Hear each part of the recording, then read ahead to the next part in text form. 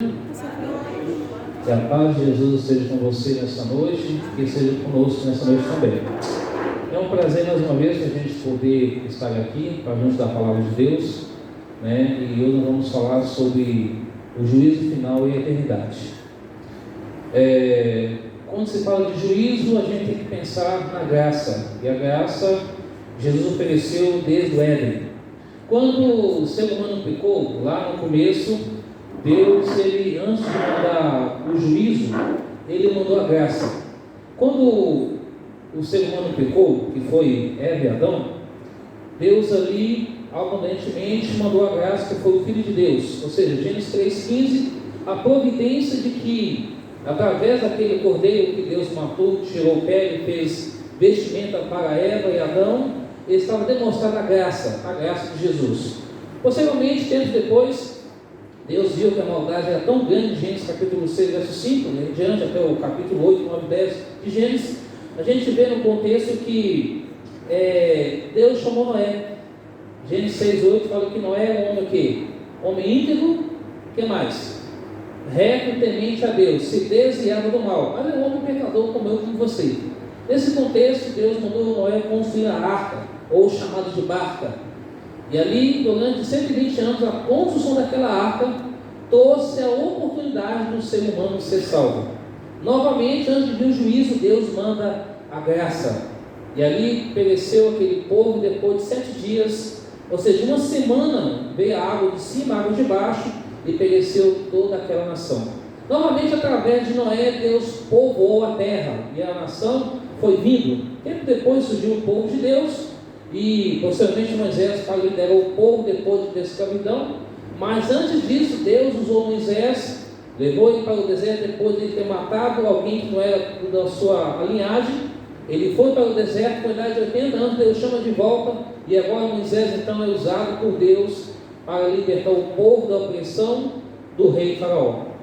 E durante um tempo o povo peregrinou pela terra durante 40 anos, não precisava, mas andou, e Deus mandando a coluna de nuvem para proteger do frio, a coluna de fogo, à noite, durante o dia, uma coluna de nuvem para proteger do sol, e mesmo assim o povo murmurando e reclamando. Quando se fala de juízo, a gente pensa em algumas coisas. O que isso tem a ver comigo? Será que eu quero viver 80, 90, 100 anos? Porque o juízo divide em alguns momentos de fases. A fase que nós estamos vivendo agora é o juízo investigativo, que cita que começou desde 1844, mas se a gente for analisar no contexto bíblico, começou desde Eva e Adão, quando o primeiro casal caiu. Então ali começou o juízo final para a raça humana, e de lá para cá a raça humana está sendo investigada por Deus. Deus hoje sabe quem está salvo, quem não vai se salvar, quem está perdido e quem ainda poderá ser salvo. Isso é um livro Grande Conflito, declara isso. O juízo divide na parte investigativa, que agora a parte comprovativa e a parte de execução. Essa parte de investigação, que hoje está sendo analisada por Deus, Ele sabe hoje quantas pessoas poderá ser salvas. E quando a gente pega lá no começo da Bíblia, a gente vê uma criação perfeita. E quando você vai para o final da Bíblia, nos capítulos 20 a 22 de Apocalipse, você vê o desfecho de Deus destruindo o mal e reconstruindo a terra novamente. Então, é claro que no juízo final, nós sabemos que o juiz supremo é Deus, Ele é o juiz supremo. Jesus hoje é o nosso advogado, mais breve será rei e juiz. O acusador é o inimigo de Deus, inimigo nosso. As testemunhas são os anjos de Deus, são 2 anjos, o anjo relator, que escreve a nossa vida em placas de ouro, nos livros de ouro, e leva para o céu. E ali o anjo relator relata a vida de cada um de nós. E o anjo protetor que nos guarda, desde quando a gente nasceu até o último suspiro de vida. Então, essas testemunhas são os anjos de Deus. Ela estará presencial ali no dia do juízo final. E esse momento do juízo final que agora estamos vivendo, que é o chamado juízo pré-investigativo, onde cada ser humano está sendo investigado por Deus, Deus deu a visão para alguns dos profetas. Um dos profetas está em Daniel capítulo 7, você pode abrir a sua Bíblia aí, Daniel capítulo 7, versos 9 a 10, ele teve essa cena do juízo. O outro profeta, João, que é lá no livro de Apocalipse 14, nós vamos ler primeiro Daniel, capítulo 7, versos 9 e 10. Você pode abrir a sua Bíblia no celular ou papel, fica à vontade. Daniel, capítulo 7, versos 9 e verso 10. Me acompanha aí na leitura desses versos. Daniel, capítulo 7, verso 9 e verso 10. Todos acharam? Amém? Vamos lá. Continuei olhando, até que foram postos uns tronos, e o ancião de dias se assentou. Sua veste era branca como a neve, e os cabelos da cabeça como a pura lã. O seu trono era um chama de fogo, e suas rodas eram de fogo ardente. Verso 10. Um rio de fogo manava e saía diante dele. Milhares de milhares o serviam, e milhares de milhares estavam diante dele. Assentou-se o tribunal e se abriu os livros. Na mesma sequência, vamos para Apocalipse, capítulo 14. Sai de Daniel, por gentileza, e vamos para Apocalipse, capítulo 14, versículo 6 e versículo 7.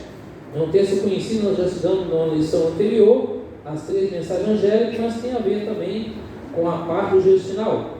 Apocalipse, capítulo 14, versículo 6 e versículo 7. O versículo 6 de Apocalipse 14 diz: vi outro anjo voando pelo meio do céu, tendo o evangelho eterno, para pregar aos que assentam sobre a terra, a cada nação, tribo, língua e povo, dizendo em grande voz: temei a Deus e dai-lhe glória, pois é chegado a hora do seu juízo, e adorai aquele que fez o céu, a terra e o mar e as fontes das águas. Vem para 1 Pedro agora, por gentileza. 1 Pedro, capítulo 4. 1 Pedro, capítulo 4, verso 17. Me acompanhe aí, por gentileza. 1 Pedro, capítulo 4, verso 17. Notem que esses versos lemos. Daniel teve a visão, contemplou ali o ancião de dias no trono, o próprio Deus, juntamente com Jesus, o Espírito Santo, os anjos de Deus, e outros salvos na época de Jesus acompanhando ali. O outro que nós acabamos de ler, o apóstolo João teve a visão do capítulo 14 de Apocalipse. Ele contemplou uma cena de anjos, claro que somos nós, que levando essa mensagem aos 4 cantos da terra, chamando o povo a adorar somente a Deus, a se preparar para a volta de Jesus e entender que haverá um dia de prestação de contas para Deus. Agora veja o que fala aqui 1 Pedro, capítulo 4, verso 17 a 20, 17 a 19. Capítulo 4 de 1 Pedro, versos 17 a 19. Porque a ocasião de eu começar o juízo é pela causa de Deus é chegada. Ora, se primeiro vem por nós, qual será o fim daqueles que não obedecem ao Evangelho de Deus? Verso 18.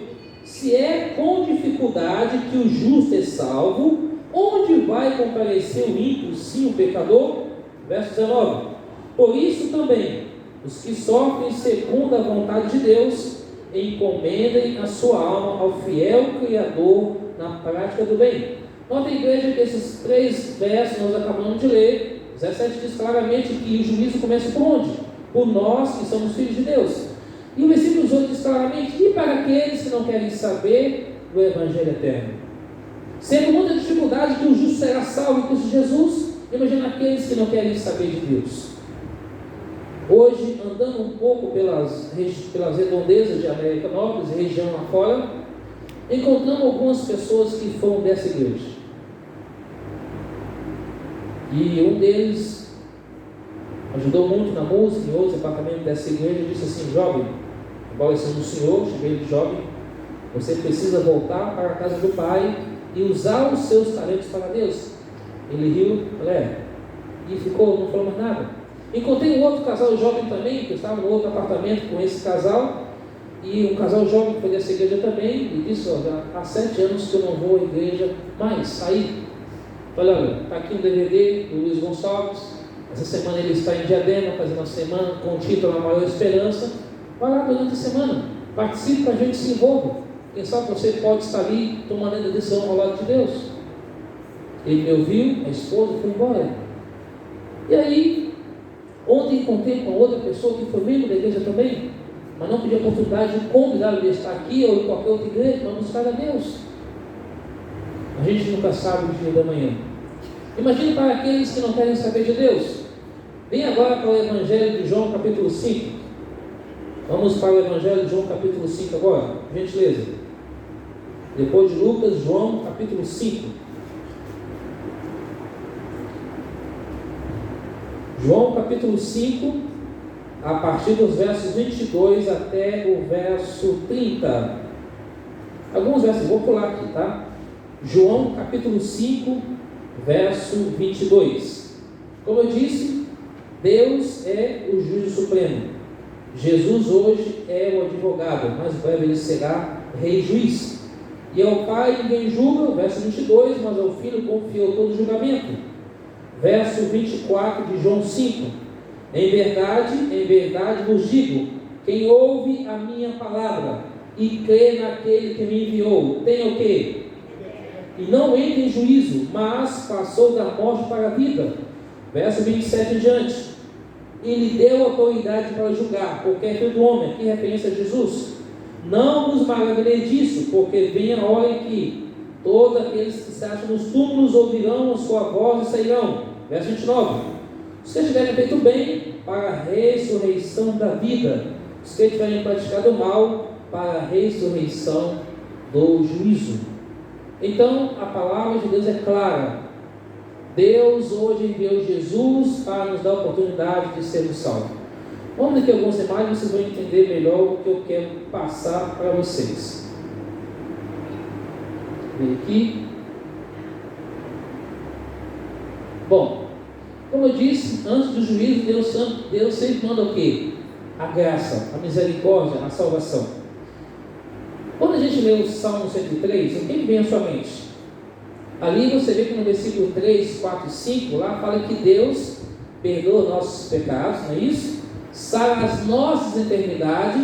No versículo 4 fala que Ele dá vida, ou seja, Ele é como se o ser humano morresse, obviamente, e Jesus o ressuscitasse. Então o salmista, quando escreveu esse salmo, ele estava falando de graça, de perdão, de salvação, de restauração. Então antes de vir o juízo, Deus manda a graça. E aí, a graça começou lá no dilúvio, a porta da graça. Quem é a porta da graça? Jesus, salvo merecido. Quem tem a chave do coração para abrir? É você ou eu? Jesus, ele pede licença. O inimigo chega colocando os dois pés. E aí, quando lá em Sodoma e Gomorra, em Gênesis capítulo 19, Deus mandou quantos anjos ali? 2 anjos. Quantas pessoas foram salvas? Somente 3. 4 saíram, mas 3 foram salvos. Os demais ficaram para trás. E aí, no tempo de Moisés também, Deus mandou Moisés para ser o libertador do povo de Israel. E hoje, quem Deus está mandando para nos libertar? Deus pode usar uma música, Deus pode usar uma criança, um jovem, alguém, um pastor, um líder, um ancião, para ministrar a palavra de Deus. Deus fala: filho, filha, é necessário voltar ao Pai. É necessário entender que haverá um dia onde todos nós prestaremos conta para Deus. Na cidade de Nínive, quando o profeta Jonas pregou, quantas pessoas foram salvas? Mais de 100 mil pessoas, 120 mil. Mas ele queria que toda aquela cidade perecesse. Hoje será que é diferente? Não. Hoje eu e você pregamos o amor de Deus. Pergunto: quantas pessoas que nós convidamos para estar no culto? Convidamos para estudar a Bíblia? Convidamos para tomar uma decisão ao lado de Cristo? Uma semana como essa em Diadema, por exemplo, e ali reúne várias igrejas, tudo bem, vai ali para ouvir o próprio Luiz Gonçalves, etc. Mas ali Deus está usando ele para levar uma mensagem de esperança para as pessoas, que ali vão, quem sabe por emoção ou razão, mais adiante a semente fica e a pessoa toma a decisão ao lado de Deus. Na cruz, quando Jesus morreu, trouxe o quê? Esperança. Que esperança é essa? Esperança de salvação, de vida eterna. Como ficará a terra depois da volta de Cristo? A gente sabe que quando Jesus voltar pela segunda vez, que ele já veio a primeira, virá a segunda, a terra ficará o quê? Sem forma e vazia, deserta. Quem vai estar nessa terra, vagando pela terra? Satanás com seus demônios caídos. Onde estarão os salvos? No céu. Fazendo o quê? Analisando. Alguns usam a expressão julgar, mas essa expressão não é correta. Nós vamos estar analisando casos. Por quê? Aquela pessoa que eu e você pensavam que ela estaria no céu, ela não vai estar no céu. E aquela pessoa que você e eu jamais imaginávamos, ela estará no céu. E a terceira surpresa, que pela graça e misericórdia de Jesus, todos nós devemos estar lá. Vai ser fácil? Não será. Mas, com Jesus à frente, vamos estar ali. E portanto, Jeremias, capítulo 4, 23 a 27, declara claramente que a terra fica sem forma vazia. Sofonias, capítulo 1, 2 e 3, até o versículo 18, descreve a mesma coisa. Mateus 24, 2 diz que não ficará pedra sobre pedra. Porque os discípulos, quando estavam olhando para aquelas grandes construções, olha Jesus, que coisa bonita. E Jesus falou: filho, está vendo tudo isso aqui? Não vai ficar pedra sobre pedra. Tudo será o quê? Derribado. Tudo será destruído. E assim aconteceu. A terra ficará sem forma, vazia, sem seres humanos, deserta e sem cidade. Hoje a cidade de Dubai, que é uma grande cidade construída no meio do deserto, ficará totalmente deserta. Talvez lá na China, construindo grandes construções, vai ficar por terra. Grandes construções que existe no Brasil, no mundo, vai ficar por terra também. Enquanto os salvos lá no céu, gozando da paz, gozando da alegria, gozando daquele momento de felicidade eterna, onde todo mundo vai poder ser jovem. Ninguém vai ter que ficar usando isso daqui, ó. Nem eu, nem o Natal, nem a Jaqueline, ninguém. Todo mundo vai ser jovem. Não vai ter mais preocupação de ficar corta cabelo, estica cabelo. Hoje alguém falou comigo assim: olhe pela senhora Mi, porque ela está fazendo alguns processos estéticos, colocando botox, colocando isso, colocando aquilo outro, para tentar ficar mais bonito para o seu namorado. E ela, a idade já está chegando. Eu falei assim: bom, a idade vai chegando, não tem jeito. Mas que se usa alguma coisa, pode tentar esticar isso, esticar aquilo outro, aumentar aquilo outro, não vai resolver nada. Nós vamos, porém, quando Cristo voltar, vamos ser transformados. Essa é a diferença. E aí, o Apocalipse capítulo 20, versículo 1 a 3, descreve o quê? A prisão de Satanás, que é uma prisão circunstancial. Ele ficará sozinho nessa terra, porque ele quis ser Deus. Agora ele vai ter o seu momento de Deus na terra, de Deus menor, com letra menor, não com a letra maior. Agora imagina tudo isso, ele vagando pela terra, e aí preso na terra circunstancialmente. E os salvos no céu. Quando se fala no céu, pergunta para a igreja: quantos céus existem? Vamos lá, me ajuda aí, quantos céus existem? Mas algumas pessoas não falam que tem 7 céus ou 14 céus, segundo os muçulmanos, segundo alguns historiadores, mas só existe 3 céus. Está lá em 2ª carta de Coríntios, capítulo 12. Diz claramente, capítulo 12, né? Versículo 1 a 4. Lá fala que existe o primeiro céu. Qual que seria? Me ajudem aí. O primeiro céu qual que é? É o céu atmosférico. Nesse céu, eu e você conseguimos o oxigênio da Terra até 70 metros de altura. Acima disso, precisa de oxigênio. O segundo céu, qual que seria? O espaço sideral, onde está o infinito do universo, onde existem estrelas, planetas, constelações e muitas coisas. Esse é o segundo céu. E o terceiro céu? É o paraíso onde Deus habita, aonde nenhuma luz humana consegue chegar, mas o céu chega até nós, porque Jesus está entronizado no trono celestial, como o nosso advogado, como o nosso Salvador, como o nosso sumo sacerdote. Porque quando você olha para o santuário do céu, que Deus mandou Moisés construir na terra um santuário terrestre, de acordo com o modelo do céu, está lá em Êxodo 25:8. Olha, me farão um santuário para que eu possa habitar no meio de vós. E toda vez que se matava um animal pela manhã, pela noite, pela tarde, era um simbolismo do protótipo que viria o antitípico, que era o próprio Jesus, que veio para morrer, para abolir o cerimonialismo, para trazer a oportunidade de salvação. Portanto, quando a gente olha para o santuário terrestre, não está lembrado do santuário celestial, que é o pátio santo e santíssimo, caminho, verdade e vida. Quem é tudo isso? Jesus. E agora nós estamos vivendo um livro de investigação, onde Deus está dando oportunidade para toda a raça humana, tanto rico, pobre, branco e negro, não importando a classe, cor, não importando a etnia, não importando os valores. Deus está dando oportunidade de salvação para todas as pessoas, para mim e para você. Portanto, o Apocalipse capítulo 20, versículo 4 fala claramente que o inimigo ficará ali e não terá mais quem tentar, e nós ficaremos lá no céu durante 1000 anos com Jesus. E aí os fiéis estarão no céu, como já dissemos aí, de acordo com 1 Coríntios 6, versículo 3 e 2, e possivelmente, e vamos viver durante 1000 anos. Já pensou que ele viver 1000 anos com Jesus? E depois nessa terra, quando ele voltar, quando ele abrir os livros, quando acontecer, que nesse período de 1000 anos é chamado de juízo de comprovação. Por quê? É como Deus filmar tudo e mostrar as oportunidades de salvação para todas as pessoas. Olha, aquele dia eu fiz isso pelo aquele obreiro, pelo aquele ancião, pela aquela irmã, pelo aquele irmão, pelo aquele pastor. Não importa qual foi a pessoa. Ele me ouviu, está salvo, mas ele não me ouviu, está perdido.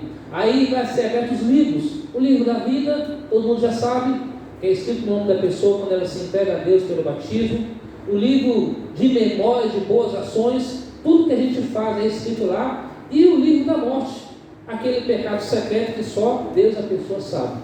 Vai ser aberto os livros e cada um será analisado e julgado conforme. Depois de 1000 anos ocorrerá o juízo final ou o juízo de execução, onde Jesus vai fazer um grande discurso para todos aqueles que rejeitaram a Ele e a sua verdade. O que ocorre na sequência? Ocorre então um desfecho aonde que o mundo hoje não se curva perante Deus. Naquele dia irá todo joelho dobrará perante Cristo Jesus. Está lá em Efésios 2:10. E aí, o que acontece? Eles vão se levantar, vão se armar com os destroços da terra, vão marchar pela terra, vão tentar tomar a santa cidade de Deus. Deus manda fogo do céu e aniquila todos de uma vez para sempre. Alguns historiadores dizem que o inimigo ficará queimando por mais tempo, mas eu acredito que vai queimar enquanto tiver a matéria, todas as pessoas. O fogo vai exterminar tudo. Jesus então pisa no Monte das Oliveiras. Prepara-se aquele vale, a descida da santa cidade. E aqui, lá em Jerusalém, no Israel hoje, de lá Deus irá governar todo o globo terrestre. E assim será o fim do mal. E após o milênio, como diz aqui no livro Grande Conflito, Zacarias capítulo 14, como eu falei para vocês, no final dos 1000 anos, Jesus vem acompanhado com todos os anjos, desce na terra e Cristo pisa no Monte das Oliveiras. E aí descreve a destruição do mal para sempre. E aí, o que acontecerá com a cidade santa? De acordo com Apocalipse capítulo 21, João teve a visão, vi descer do céu a nova cidade, a nova Jerusalém, como está descrito aqui, a taverna com noiva tornada para o seu esposo. Aí o encontro de nós como igreja, vai encontrar com o noivo e haverá o casamento para sempre. E aí nós vamos viver para sempre com Deus. E é claro que, quando se fala de juízo, quem aqui já foi perante o tribunal em algum momento da vida? Perante o juiz. É legal? Não. Eu nunca fui, mas eu já vi a sessão. O juiz, o escrivão, o advogado, o promotor, várias coisas ali. Nesse juízo final, os anjos de Deus estarão ali falando: olha, tudo que tinha de fazer para ajudá-lo foi feito, mas ele não aceitou. Como eu disse, o inimigo, após o julgamento final, ele vai dizer que deu vida para os ímpios. Os ímpios vão sair marchando pela terra para tentar destruir a cidade de Deus, conforme capítulo 20, versos 8, 9 e 10, e Deus manda fogo do céu e destrói o mal para sempre. Amém. Nunca mais dor, nunca mais morte, nunca mais separação, nunca mais desigualdade social, nunca mais um monte de coisa errada que a gente vê por aí. O Brasil e o mundo está mergulhado cada vez mais nas suas escolhas, nas suas decisões, que fez e estão fazendo ao longo da vida. Eu falo mundo, pessoas. Hoje eu e você temos o poder da escolha, de escolher a vida, de que é viver com Jesus, porque o fogo será para o diabo e os seus demônios caídos e todos aqueles que rejeitou a Jesus e a sua verdade. O livro Beneficência Social diz que naquele dia poderá se perder pessoas inteiras, igrejas inteiras, convívios inteiros. Talvez isso dói para a gente, mas é uma grande verdade. Oxalá que essa profecia não se cumpre em mim, nem se cumpre em você. Mas tem muitos que estão dentro da igreja e estão perdidos. Como diz o pastor Bulhão, conhecer Jesus é tudo, está dentro da igreja perdido. Todos os ímpios serão destruídos para sempre, de acordo com Salmos capítulo 11, Isaías 33, de acordo com 2 Tessalonicenses 1, 8 e 2, 4, diz que tudo será morto pelo sopro da boca do próprio Jesus. E aqui em Malaquias capítulo 4, versos 1 a 3, não ficará nem raiz nem ramo. E Ezequiel 33, 11, Deus fala: que prazer tem eu na morte do ímpio, mas eu quero que ele se converta. Estou aqui parafraseando as palavras, você pode tirar a foto, ler esse caso, não vai dar tempo agora. Mas vamos aqui a recapitulação. A volta de Jesus terá a ressurreição dos fiéis em Jesus, os vivos que vão passar pela grande tribulação, na sequência a transformação dos fiéis, a destruição dos vivos fiéis, a destruição do mundo, a prisão circunstancial de Satanás, os salvos no céu, julga os mortos perdidos na terra e julga até os anjos caídos. Jesus e os salvos descem à terra após 1000 anos. A terra será iluminada pela glória de Jesus. Os mortos perdidos serão ressuscitados. Jesus desce no Monte das Oliveiras. A cidade santa desce do céu. Jesus e os salvos entram na cidade. Começa o julgamento final. E os perdidos se unem para atacar a cidade santa. Um exército perdido é formado por Satanás. O exército cercará a cidade. Chove fogo com enxofre sobre eles. O fogo virá de cima e de baixo da terra. O diabo, a besta, o falso profeta, os perdidos serão queimados para nunca mais existirem. O fogo purificará a terra. Deus criará uma nova terra para os salvos. Deus habitará com os salvos nessa nova terra. E aí, cumpre-se aquela frase: e serão felizes para sempre. Pergunto: a terra será restaurada? Se você ler Apocalipse 21, 4, o que diz aí na sua Bíblia? Deus enxugará dos olhos o quê? Toda lágrima, já não existirá morte, nem pranto, nem dor, porque todas as coisas foram o quê? Passadas. Pergunto para você aqui nessa noite: você tem chorado? Só levanta a mão, não precisa falar por quê. Você tem chorado? Homem, chora? O que vocês acham? Chora também. Já me vi em alguns momentos em casa, sozinho, ali pensando em umas coisas, chorando com Deus. Não é sofrência não, tá? Mas o homem chora. Todo mundo chora. Mas a terra será o quê? Restaurada.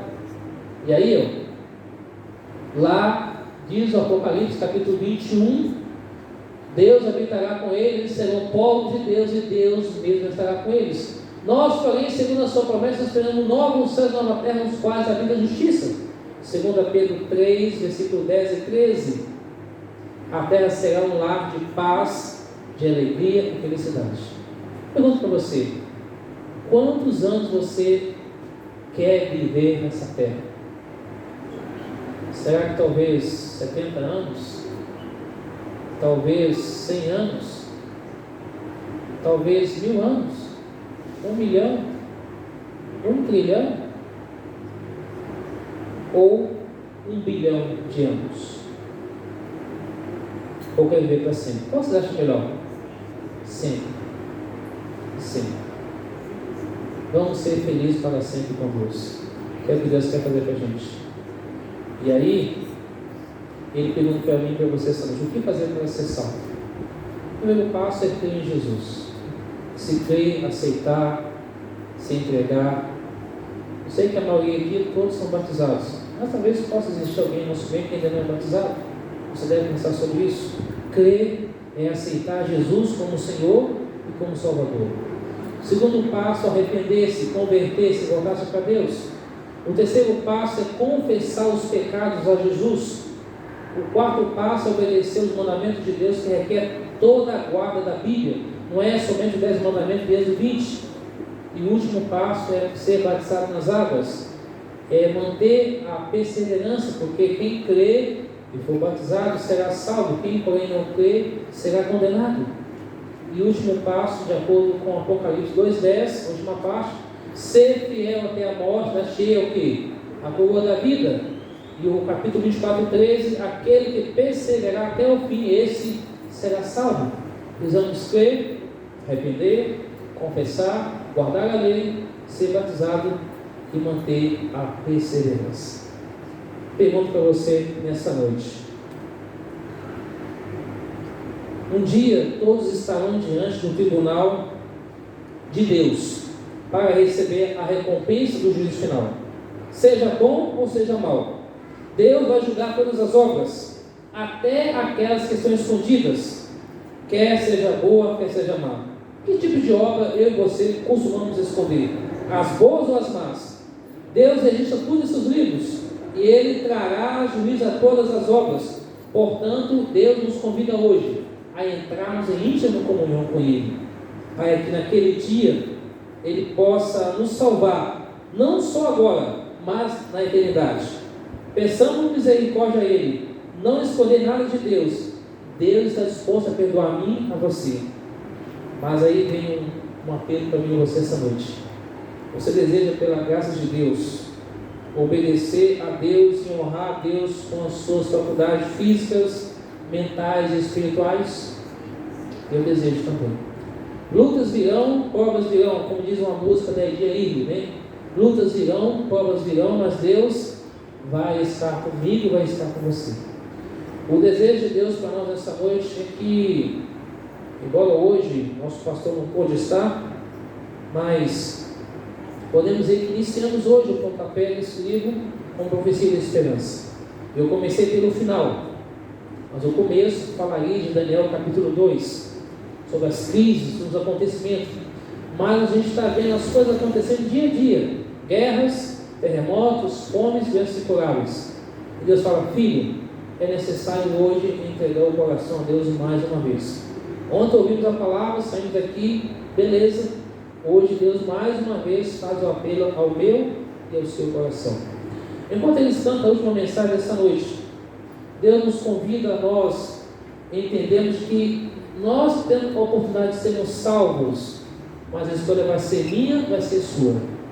Enquanto eles cantam, medite na letra, entregue-se a Deus, deixa Deus dirigir o nosso ser, que a gente possa ser simples e humilde, dirigido pelo Espírito de Deus, deixar que Jesus seja o primeiro em nossa vida, porque ainda há esperança para mim e para você, ainda há esperança para aqueles que a gente quer ver aqui nesses bancos, ouvindo a palavra de Deus. Basta a pessoa querer e tomar a decisão ao lado de Deus.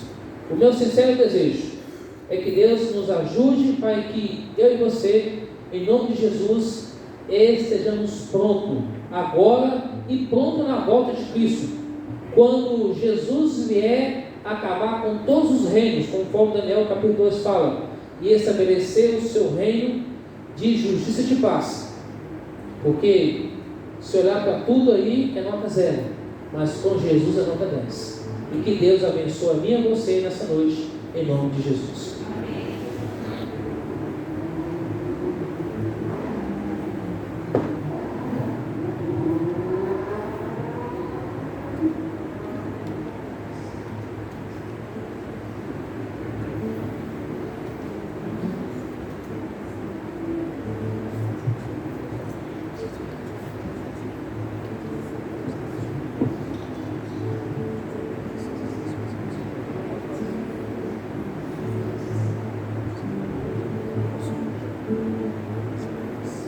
Pensando nessa letra, quando ela fala que se o mar transformasse em tinta e o céu se transformasse em papel, a letra fala que daria fim ao grande mar. A tinta do mar não seria necessária, não daria para escrever o tanto de amor que Deus tem para nós. Não, acho que eu entendi.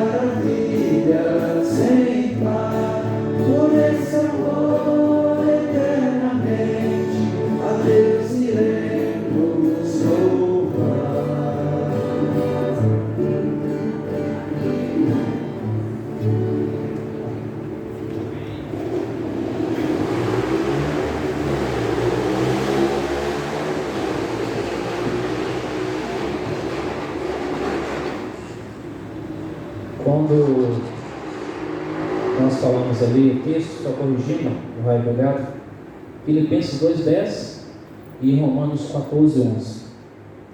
Todo joelho se dobrará perante Deus, aqueles que não obedecerem. Mas para nós nasce a luz da salvação, que é Cristo Jesus. Que verdadeiramente o amor de Deus possa estar em nosso coração e amar o próximo e assim nos preparar a cada dia para a volta de Jesus. Esse é o meu desejo também para você nessa noite, em nome de Jesus. Oremos.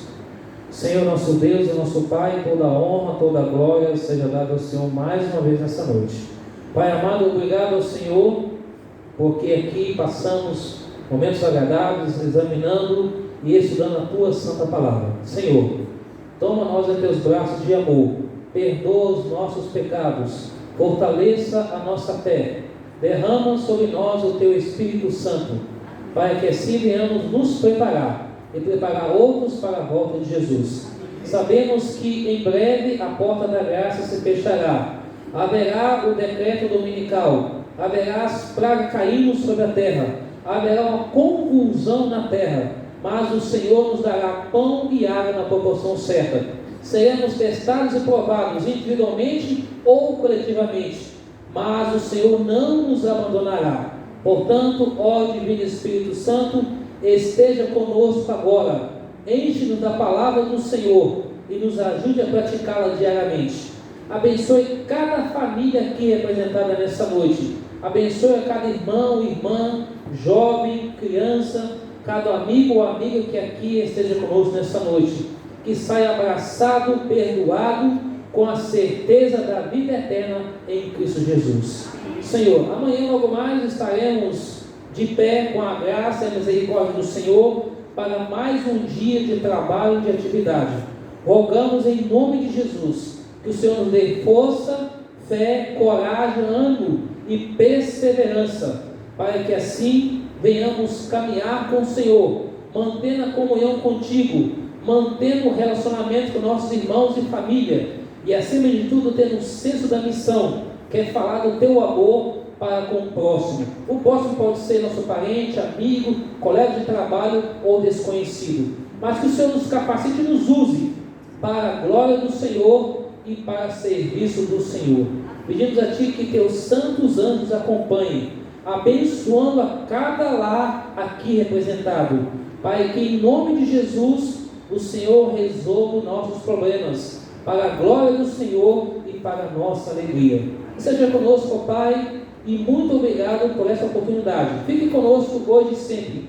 Te louvamos e te agradecemos em nome de Deus Pai, Deus Filho e Deus Espírito Santo. A igreja diz: amém. Deus abençoe vocês.